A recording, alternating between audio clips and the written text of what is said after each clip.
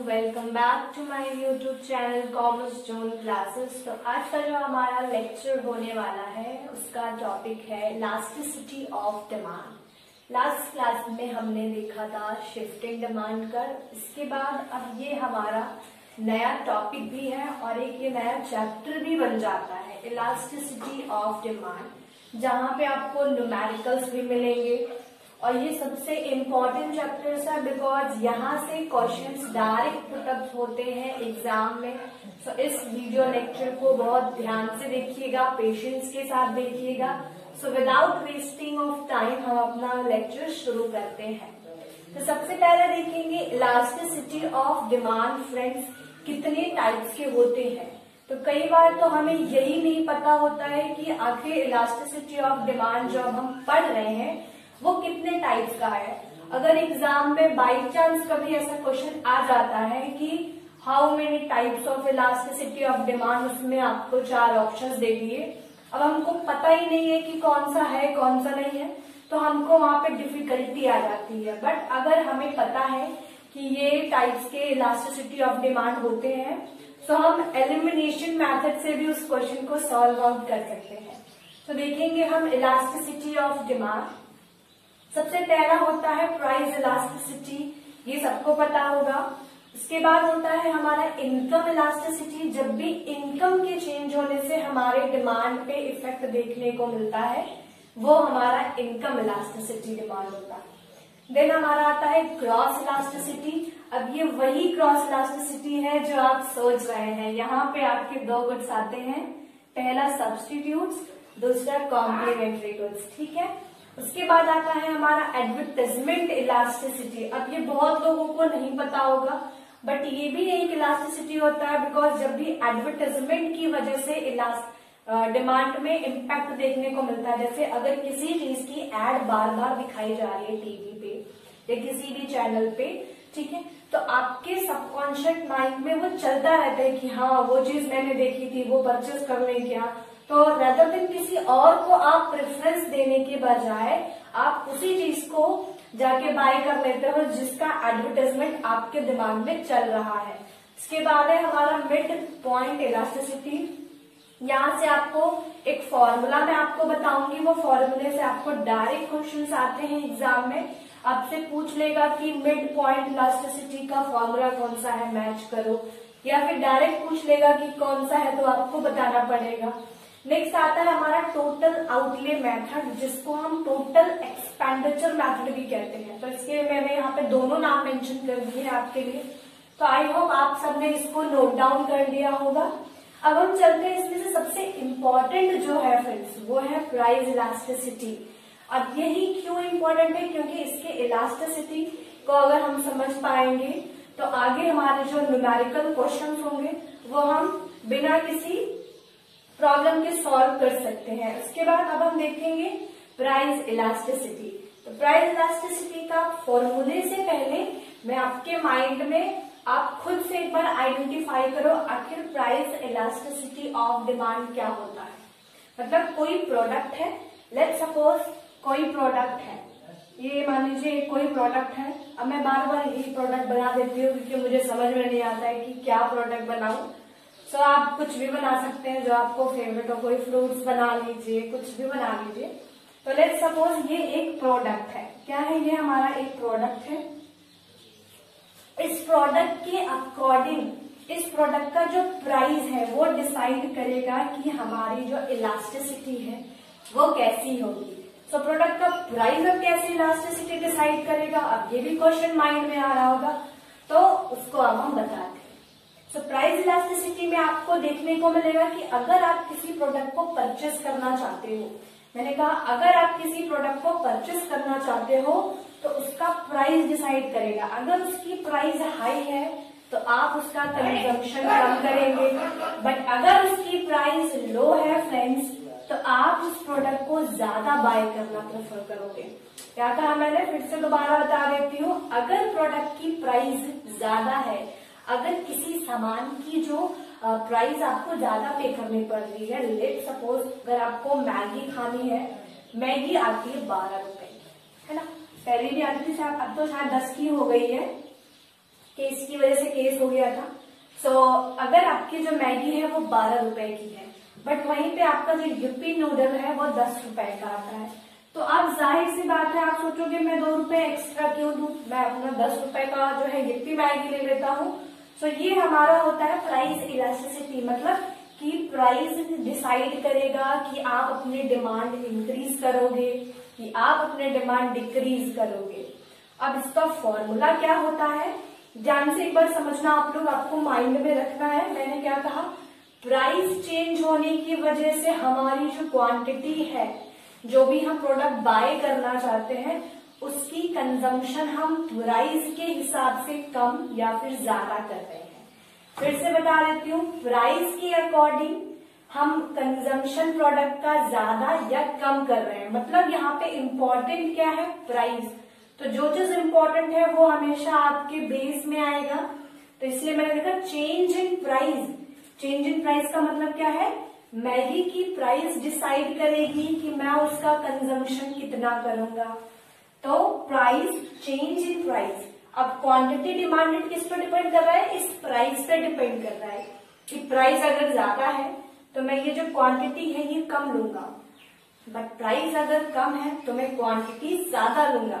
So change in quantity demanded divided by change in price, या फिर आप इसको बोल सकते हैं चेंज इन क्यूडी अपॉन में चेंज इन पी, इसको भी आप बोल सकते हैं। अच्छा, अब इसको जब आप ओपन करोगे ना, ये तो सिंपल फॉर्मूला है, बट जब आप इसको एक्चुअली में ओपन करोगे इस फॉर्मूले को फ्रेंड्स, तो ये आपको इस तरीके से नहीं दिखाई देगा।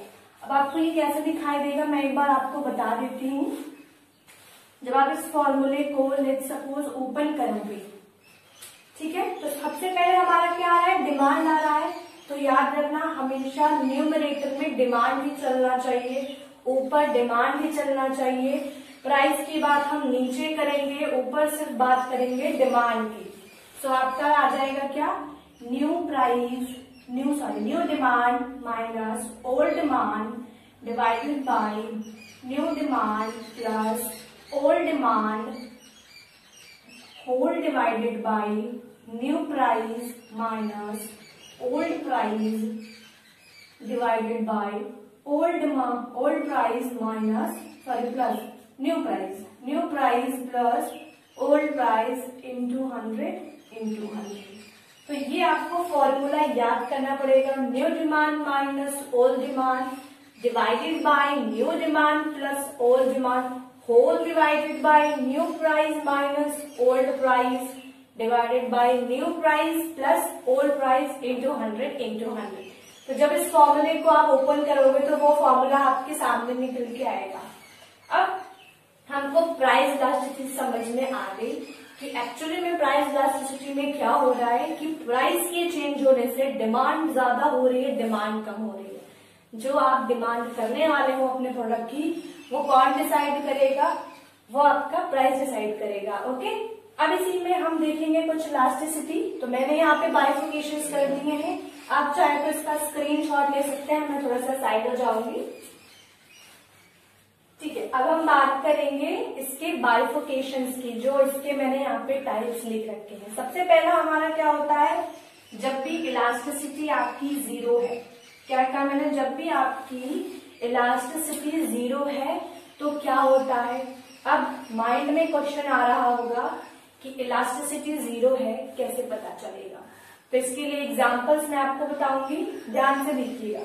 सबसे पहले हम बात करेंगे हमारा, आप लोग एक बार रिवाइज कर लीजिए मेरे साथ, change in demand divide percentage change in demand divided by percentage change in price. मतलब प्राइस के चेंज होने से डिमांड में कितनी इंक्रीज या कितना डिक्रीज हो रहा है, ठीक है, वही हमारा होता है प्राइस इलास्टिसिटी ऑफ डिमांड।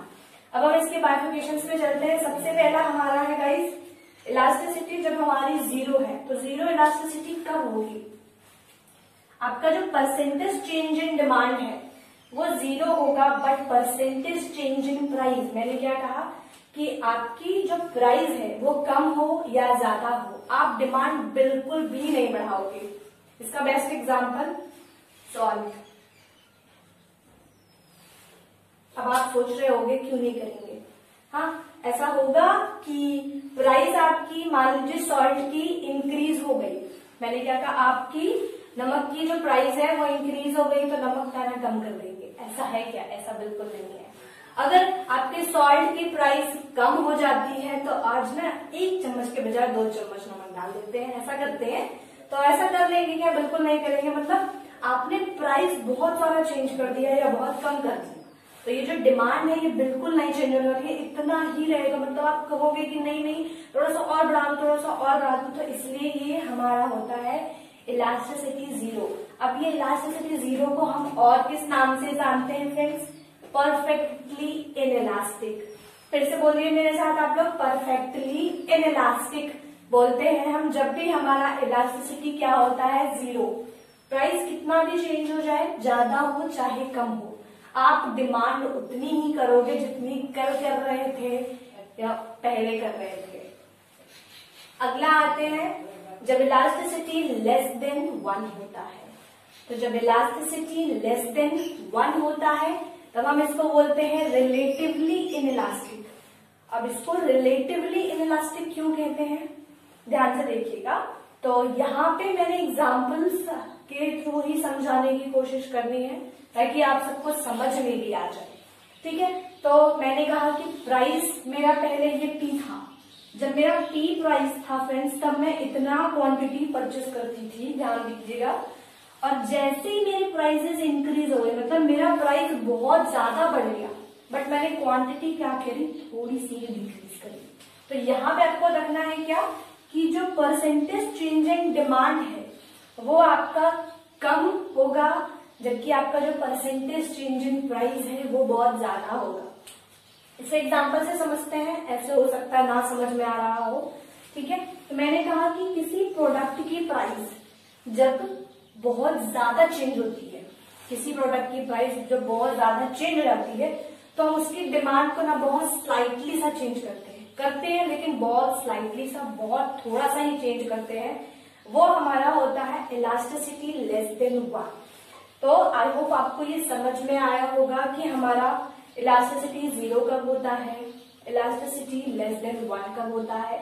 अब हम चलते हैं इलास्टिसिटी 1 कब हो जाएगा, इक्वल कब होगा 1 के, कि हमारा प्राइस भी जो है थोड़ा सा चेंज हुआ, जितना चेंज प्राइस में हुआ उतना ही चेंज डिमांड में भी कर रहे हैं। मतलब ये नहीं है कि ये इतना सा चेंज अगर मान लीजिए प्राइस में हुआ है तो क्वांटिटी में भी हम इतना ही चेंज कर रहे हैं, ज्यादा नहीं कर रहे हैं। तो ये हमारा होता है इलास्टिसिटी इज इक्वल टू 1। अब इसके लिए क्या है, परसेंटेज चेंज इन डिमांड आपका सेम होगा और परसेंटेज चेंज इन प्राइस भी आपका सेम होगा। मतलब कि लेट्स से कोई प्रोडक्ट लेते हैं, मान लीजिए मार्कर, ठीक है। अभी तो फिलहाल मार्कर मेरे लिए इम्पोर्टेंट है ना, तो इसकी प्राइसेस चाहे हाई हो जाए चाहे लो हो जाए, तो मुझको तो ये नीड है, मुझे तो ये चाहिए ना। तो बट मैंने क्या कहा कि मैं इकट्ठे बल्क में नहीं रखूंगी, मुझे प्राइस इसकी चाहे थोड़ी सी चेंज हो, मैं डिमांड को है थोड़ा सा चेंज कर दूंगी। मतलब मैं सोचूंगी ठीक है चलो बल्क में नहीं रखते हैं, जहां 2 मार्कर से मैं लिखती थी वहां एक ही से लिखूंगी, एक ही से काम चला दूंगी। तो ये हमारा हो जाएगा इलास्टिसिटी इज इक्वल टू 1। अब हम आते हैं अगला, जब हमारा इलास्टिसिटी ग्रेटर देन 1 होता है। ये इंपॉर्टेंट है थोड़ा सा। अच्छा मैं यहाँ पे इसको पूरा कंप्लीट कर देती हूँ, तब मैं इसकी कर्व की भी बात आपको बता दूंगी कि कैसा कर्व रहता है, आपको माइंड में रखना पड़ेगा। तो इलास्टिसिटी ग्रेटर देन 1 कब होता है, जब परसेंटेज चेंज इन डिमांड ज्यादा हो परसेंटेज चेंज इन प्राइस से, तब हमारा होता है इलास्टिसिटी ग्रेटर देन 1, जिसको हम बोलते हैं रिलेटिवली इलास्टिक। अब ये इलास्टिक हो रहा है, इलास्टिक का मतलब आपने देखा होगा कि जो कपड़े में क्लोथ्स में इलास्टिक रहता है तो वो रिलेटिवली इलास्टिक रहता है ना, मतलब फैलता है, जब आप खींचोगे फैलता है वो। तो यहाँ पे बोला है कि जो प्राइस है वो तो चेंज हुआ ही, बट डिमांड ज्यादा चेंज हो गई। मतलब प्राइस थोड़ा सा क्या चेंज किया, डिमांड धड़ाम से बहुत ज्यादा हो गई, ठीक है। मतलब बहुत ज्यादा चेंज हो गई। जैसे इसका हम बोल सकते हैं कि वेजिटेबल्स का एग्जाम्पल, अगर थोड़ा सा प्राइस चेंज करते हैं मार्केट में, वेजिटेबल्स की प्राइस थोड़ी सी क्या नीचे आती है, लोग ज्यादा परचेस करने लगते हैं। सेम इसका एग्जाम्पल मिल्क है, सबसे अच्छा एग्जाम्पल तो मिल्क है। मिल्क की अगर 1-2 रुपए भी प्राइस चेंज होती है ना, कम हो जाती है ना, या ज्यादा हो जाएगी, तो लोग कंजम्पशन कम कर देंगे और अगर वही प्राइस 2 रुपए कम हो गई तो अगले दिन घर में प्लानिंग होने लगेगी, आज तो दही भी जमाएंगे, आज तो बटर भी जो है लेके आएंगे, आज तो जो है खोआ भी बनाएंगे। इस टाइप के एग्जाम्पल्स आने लगते हैं। तो ये हमारा क्या हुआ कि प्राइस थोड़ा सा चेंज होने की वजह से हमने डिमांड को बहुत ज्यादा बढ़ा दिया, बहुत ज्यादा डिमांड करने लगे उस प्रोडक्ट की। तो ये हमारा होता है रिलेटिवली इलास्टिक।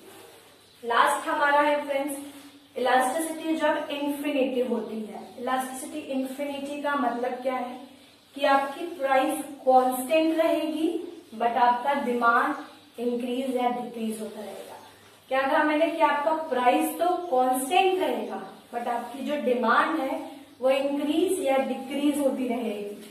तो यहाँ पे जो चेंज इन डिमांड है वो ज्यादा है, चेंज इन डिमांड ज्यादा है, मतलब पहले Q पे थे, फिर Q1 पे चले गए, फिर Q2 पे चले आए, बट उसकी प्राइस तो सेम ही है ना। तो ये हमारा था elasticity is equal to infinity. तो आई होप इसको अच्छा ये भी बोलते हैं, इसको क्या बोलते हैं, इसको नोट कर लीजिएगा कि जब आपका इलास्टिसिटी इन्फिनिटी होता है उसको बोलते हैं परफेक्टली इलास्टिक। क्या बोलते हैं उसको? Perfectly elastic.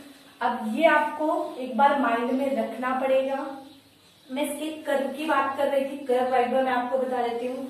जब भी हमारा इलास्टिसिटी 0 होता है, मैंने कहा जब भी हमारा इलास्टिसिटी 0 होता है मतलब चेंज इन डिमांड हमारा क्या हो रहा है, बिल्कुल भी नहीं हो रहा है, बट चेंज इन प्राइस हो रहा है। प्राइस में चेंज होने की वजह से डिमांड इंक्रीज डिक्रीज नहीं हो रही है, demand is constant but price यहाँ पे प्राइस हमारे चेंज हो रहे हैं। तो ये हमारा वर्टिकल जो है बनता है कर्व। इसके बाद जब हमारा इलास्टिसिटी लेस देन 1 की बात करते हैं तो यहाँ पे हमारा जो डिमांड कर्व है वो थोड़ा सा स्टीपर बनता है, थोड़ा सा जो है अंदर की साइड में बनता है। जब हम बात करते हैं इज इक्वल टू 1 की, इलास्टिसिटी जब इज इक्वल टू 1 है तो इस केस में हमारा डिमांड का बिल्कुल बोल सकते हैं यहाँ पे हाइपरबोला, रेक्टेंगुलर हाइपरबोला कर्व कहाँ बनता है, तो यहाँ पे आप लिख लीजिएगा रेक्टेंगुलर हाइपरबोला वाला जो कर्व है आपका वो यहीं पे बनता है जब इलास्टिसिटी आपका 1 होता है। तो जब भी आपकी इलास्टिसिटी 1 होगी तो आपका कौन सा कर्व बनेगा, rectangular hyperbola. Elasticity greater than 1 है अगर तो आपका जो डिमांड कर्व है वो थोड़ा सा फ्लैटर बनेगा। बट अगर आपकी इलास्टिसिटी इन्फिनिटी है तो कैसा कर्व बनेगा, तो इलास्टिसिटी ध्यान दीजिएगा एक बार, यहाँ पे इलास्टिसिटी क्या है मेरी, इन्फिनिटी है। इन्फिनिटी जब आप बोल रहे हैं तो ई उसमें से निकल रहा है तो ये बिल्कुल इसको ऐसे कर दीजिए तो ये बिल्कुल ऐसे ही बनेगा आपका, ये फिर ऐसा यहाँ पर डिमांड चेंज होती रहेगी बट प्राइस में कोई चेंजेस नहीं होंगे। तो ये था हमारा इलास्टिसिटी ऑफ डिमांड। आने वाले लेक्चर्स में मैं आपको मिड पॉइंट के फॉर्मूलाज, क्रॉस इलास्टिसिटी और बाकी के जो इम्पोर्टेंट यहाँ पे हमारे इलास्टिसिटी है उनको डिस्कस करूंगी। बट ये वाला जो हमारा प्राइस इलास्टिसिटी है दिस इज वेरी इंपॉर्टेंट क्योंकि यहाँ से न्यूमेरिकल क्वेश्चंस भी आते हैं और ये अगर हमको समझ में आ जाता है फ्रेंड्स तो बाकी के जो आने वाले क्वेश्चंस है वो हमको समझ में आते हैं। तो आई होप आपको ये वीडियो अच्छा लगा होगा।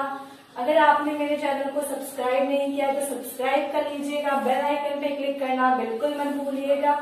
आने वाला वीडियो आपको किस टॉपिक पे चाहिए कमेंट सेक्शन में कमेंट करिएगा और अच्छे कमेंट करिएगा। कोई सजेशंस हो तो वो भी आप दे दीजिएगा। और अगर आप अपकमिंग 2022 यूजीसी नेट कॉमर्स की प्रिपरेशन कर रहे हैं तो बिल्कुल भी देर मत करिए, लेक्चर्स जो है रोज 10 मिनट 15 मिनट देख के लगाइए क्योंकि बाद में बर्डन बहुत ज्यादा हो जाएगा। सो आगे आने वाले लेक्चर्स में आपको डायरेक्ट क्वेश्चंस जहां से पुटअप होते हैं जो सिर्फ क्रैमिंग करके आप मार्क्स ले सकते हैं वो भी बताऊंगी। सो इस लेक्चर में इतना ही। Thank you, bye bye.